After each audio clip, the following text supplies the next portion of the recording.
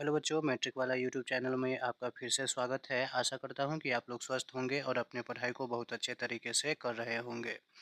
आज के इस वीडियो लेक्चर में हम लोग क्लास 10th के ज्योग्राफी के पहले चैप्टर का जो अंतिम भाग है, शक्ति ऊर्जा संसाधन, उसके बारे में पढ़ने वाले हैं। तो चलिए आइए वीडियो को शुरू करते हैं। वीडियो को शुरू करने से पहले आपसे एक छोटा सा प्यारा सा रिक्वेस्ट है कि यदि आप हमारे चैनल पर नए हैं तो चैनल को लाइक, सब्सक्राइब और शेयर ज़रूर करें। तो आज का हमारा पहला प्रश्न है, पारंपरिक एवं गैर पारंपरिक ऊर्जा के स्रोत के तीन तीन उदाहरण लिखिए। यानी कि पारंपरिक स्रोत और गैर पारंपरिक स्रोत दोनों का हमें क्या करना है, तीन उदाहरण लिखना है। तो पारंपरिक स्रोत में क्या हो जाएगा हमारा, पारंपरिक ऊर्जा का स्रोत कोयला, पेट्रोलियम, प्राकृतिक गैस और लकड़ी है। और गैर पारंपरिक में हो जाएगा बायोगैस, सौर ऊर्जा, पवन ऊर्जा, ज्वारीय तरंग ऊर्जा एवं तरंग ऊर्जा, भूतापीय ऊर्जा और जैव ऊर्जा। ये सभी हमारे क्या हो गए, गैर पारंपरिक ऊर्जा के स्रोत हो गए। अब प्रश्न नंबर 2 है, गोंडवाना समूह गोंडवाना समूह के कोयला क्षेत्रों का नाम लिखे। तो गोंडवाना समूह के कोयला क्षेत्र के नाम निम्नलिखित हैं। नंबर 1 दामोदर घाटी, नंबर 2 सोन घाटी, नंबर 3 महानदी घाटी और नंबर 4 वर्धा गोदावरी घाटी।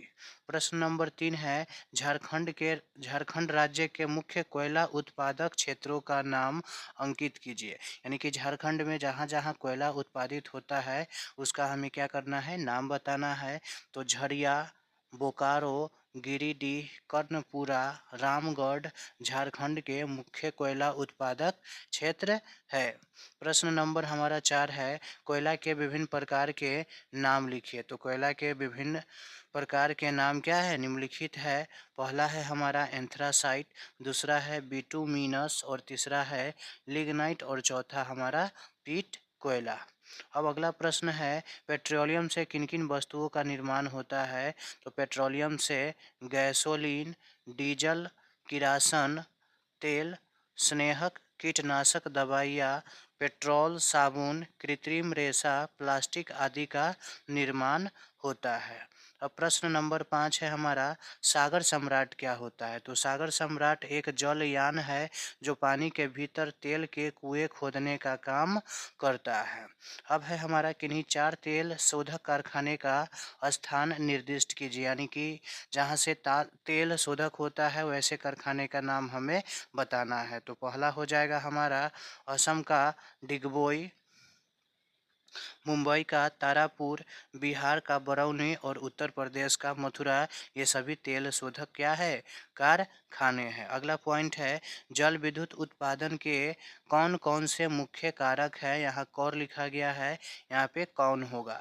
तो जल विद्युत उत्पादन के कौन कौन से मुख्य कारक है। तो पहला कारक है भारत में सदा बहने वाली नदियाँ। यानी कि पहला कारक है कि यहाँ पे हमेशा नदी क्या होती है, बहती रहती है। दूसरा कारक है नदी के मार्ग में ढाल, तीसरा है पानी के तेज बहाव और चौथा है प्राकृतिक जल प्रपात का होना, पांचवा में है प्रौद्योगिकी ज्ञान। अब है प्रश्न नंबर हमारा 9। यह प्रश्न में क्या है, नदी घाटी परियोजना को बहुउद्देश्य परियोजना क्यों कहा जाता है। तो नदी घाटी एक साथ कई उद्देश्य को पूरा करती है। नदी घाटी परियोजना क्या करती है, एक साथ कई उद्देश्य, यहाँ पे कोई लिखा गया है, यहाँ पे हमारा होगा कोई।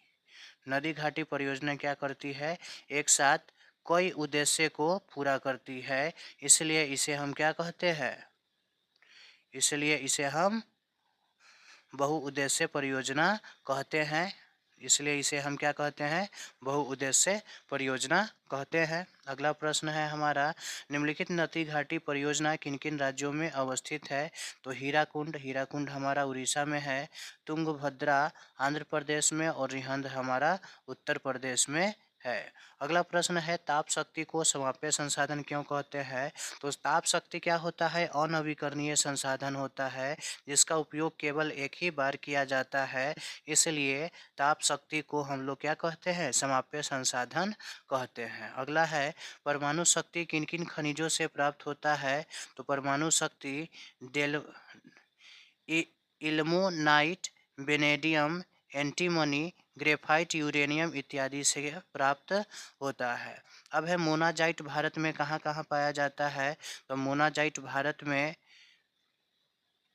केरल राज्य में अधिक पाया जाता है। इसके अलावा तमिलनाडु, आंध्र प्रदेश, उड़ीसा राज्य के तटीय क्षेत्र में भी मोनाजाइट क्या होता है? पाया जाता है। अब प्रश्न नंबर हमारा 14, 16 सौर ऊर्जा का उत्पादन कैसे होता है? तो सौर ऊर्जा का उत्पादन कैसे होता है?